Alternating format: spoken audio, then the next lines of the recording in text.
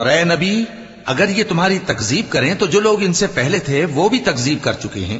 ان کے پاس ان کے پیغمبر نشانیاں اور صحیفے اور روشن کتابیں لے لے کر آتے رہے، پھر میں نے کافروں کو پکڑ لیا، سو دیکھ لو کہ میرا عذاب کیسا ہوا۔